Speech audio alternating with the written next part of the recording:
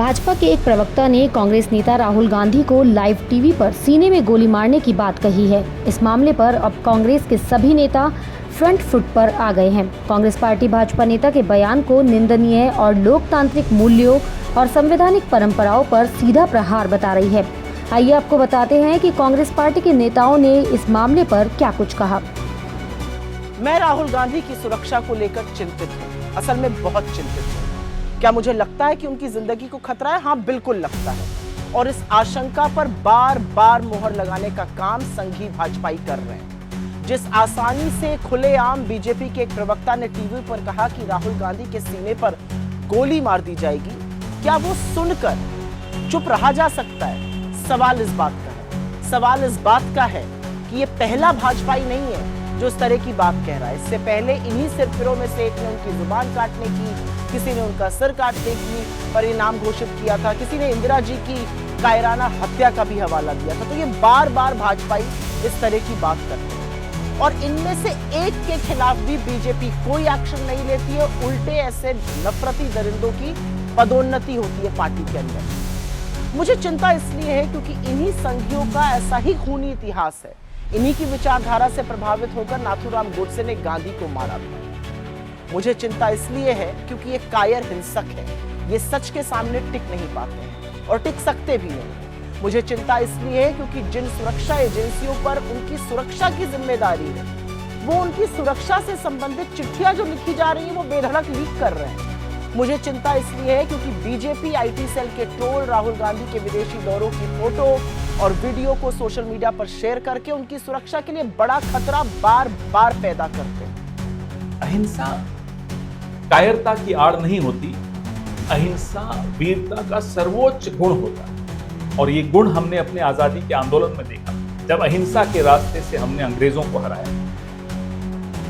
और जो वैचारिक लड़ाई होती है उसके हथियार कोई गोली बारूद बंदूक नहीं होती, उसके हथियार विचार होते हैं। लेकिन जब प्रतिद्वंदी के पास विचारों के हथियार नहीं होते परास्त करने के, तो वो हिंसा का सहारा लेते हैं। जैसे कि गोडसे ने, जो राइट विंग एक्सट्रीमिज्म है, चरमपंथी मानसिकता है, उसने गांधी जी को गोली मारी।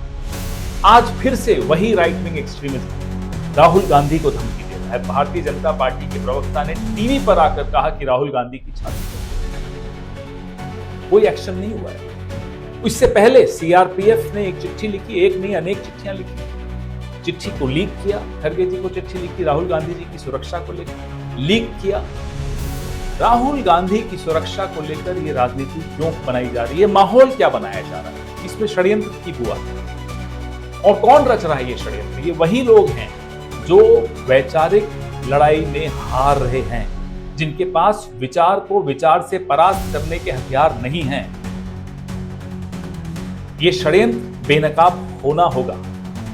पहले आपने गालियों का इस्तेमाल करके राहुल गांधी को चुप कराने की कोशिश की, अब गोलियों की धमकी दे रहे हैं। कश्मीर से कन्याकुमारी लोग राहुल गांधी के मुद्दों से आकर्षित होकर उनसे जुड़ रहे हैं। ये आपको पच नहीं रहा, ये हजम नहीं। देखिए, जिस प्रकार से भारतीय जनता पार्टी के प्रवक्ता ने टीवी डिबेट के अंदर राहुल गांधी जी की छाती में गोली मारने की जो बात कही है, मैं इसकी निंदा करता हूं। और ये वही सोच है गोडसे की जिन्होंने महात्मा गांधी जी को गोली मारी थी। ये लोग गांधी नाम से ही डरते हैं, इसलिए इनकी इस प्रकार की सोच है। ये संविधान में विश्वास नहीं रखते। आज वो लोकसभा के नेता प्रतिपक्ष हैं। देश के अंदर महंगाई, भ्रष्टाचार, बेरोजगारी, वोट चोरी के खिलाफ मुहिम चला रहे हैं और उनके खिलाफ इस प्रकार की बातें करना, क्या ये सोच है? इंदिरा गांधी जी को गोली मार दी गई, राजीव गांधी जी को बम से उड़ा दिया गया, तो इस प्रकार की सोच रखने वाले इनके लोग हैं। मैं कहना चाहूंगा नड्डा जी से और अमित शाह जी से कि इन पे कार्रवाई करें, इन पे मुकदमा दर्ज करें। ऐसे लोगों को जेल के अंदर डालने देना चाहिए। हिंसा हमारे देश के अंदर, हमारे संविधान के अंदर कोई जगह नहीं है हिंसा के लिए। ये जिस प्रकार की बातें करते हैं, ये देश के लिए, देश की राष्ट्रीय एकता के लिए, देश के संविधान के लिए खतरा है। इन पे कार्रवाई होनी चाहिए। अगर विपक्षी नेता कोई टिप्पणी भी कर देता है इनके नेताओं पे, ये तो जान से मारने की बात है, गोली मारने की बात है, तो उन पे मुकदमे दर्ज हो जाते हैं, जेलों के अंदर डाल दिया जाता है। और ऐसे लोग आज खुलेआम घूम रहे हैं। तो इस पे जवाब दे भारतीय जनता पार्टी की, भारतीय जनता पार्टी की इस प्रकार की सोच है।